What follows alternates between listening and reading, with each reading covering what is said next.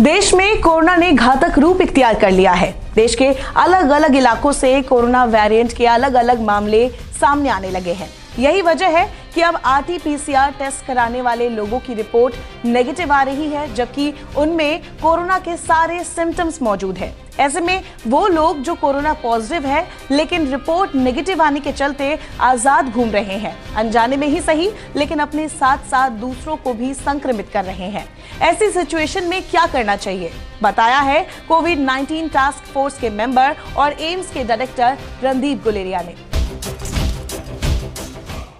Corona virus अपने पैर ही नहीं पसार रहा है, ये अपने रूप भी बदल रहा है। कोरोना का हर नया रूप पुराने से और घातक साबित हो रहा है। देश में कोरोना के अब तक 4 से ज्यादा वेरिएंट आ चुके हैं। विशेषज्ञों की जांच में ये पता चला है कि ये डबल और ट्रिपल वेरिएंट RT-PCR तक को चकमा दे रहा है।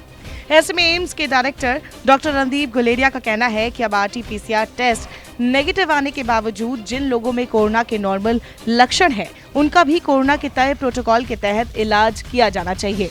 डॉक्टर गुलेरिया के मुताबिक ऐसे मामलों में डॉक्टर्स को क्लिनिको रेडियोलॉजिकल डायग्नोसिस करना चाहिए। अगर ऐसे लोगों के CT स्कैन में कोरोना के परंपरागत लक्षण दिखते हैं तो डॉक्टर्स को फौरन उनका कोरोना प्रोटोकॉल के तहत इलाज शुरू कर देना चाहिए।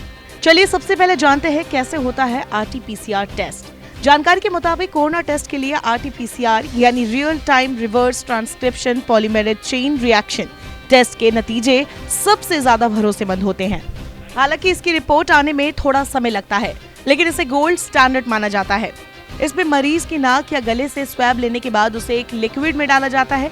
रुई पर लगा वायरस उस लिक्विड के साथ मिल जाता है और उसमें एक्टिव रहता है। उस सैंपल को टेस्ट के लिए लैब में भेजा जाता है। चलिए आपको स्लाइड्स के जरिए बताते हैं कि कोरोना होने पर भी रिपोर्ट नेगेटिव क्यों आ रहे हैं। टेस्ट लेने वाले लैब के टेक्नीशियन वर्क प्रेशर में ठीक से स्वैब नहीं लेते।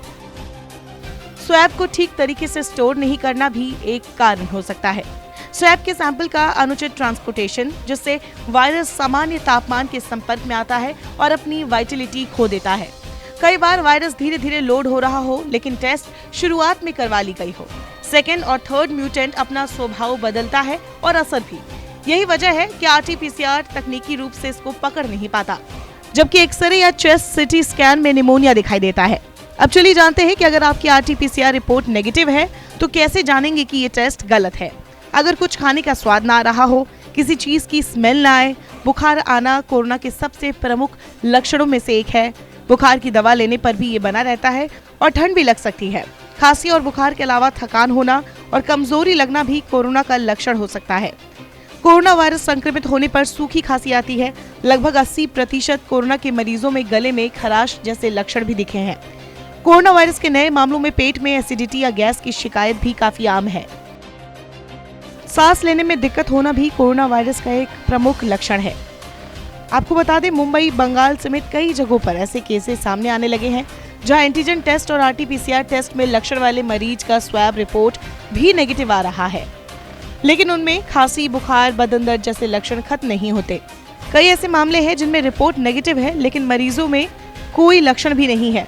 उन्हें सीधे सांस लेने में दिक्कत होती और फिर उनकी हालत गंभीर हो जाती है। हालांकि रिपोर्ट नेगेटिव आई होती है, इसीलिए मरीज भी ना मास्क लगाते हैं और ना सोशल डिस्टेंसिंग का पालन करते हैं और नतीजा वो पूरे घर परिवार को संक्रमण बांट देते हैं। ऐसे में लोगों को इन लक्षणों को समझना होगा। साथ ही डॉक्टरों को क्लिनिको रेडियोलॉजिकल डायग्नोस्टिक्स पर जोर देना होगा ताकि कोरोना के नए वेरिएंट को फैलने से रोका जा सके।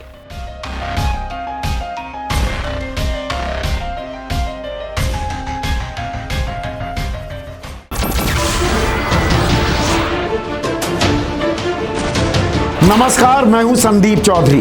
अगर आपको ये वीडियो पसंद आया हो तो इसे लाइक और शेयर जरूर करें और हाँ, हमें सब्सक्राइब और फॉलो करना ना भूलें ताकि आप देश और दुनिया की कोई खबर मिस ना करें। तो जुड़िए हमारे साथ और देखते रहिए News 24।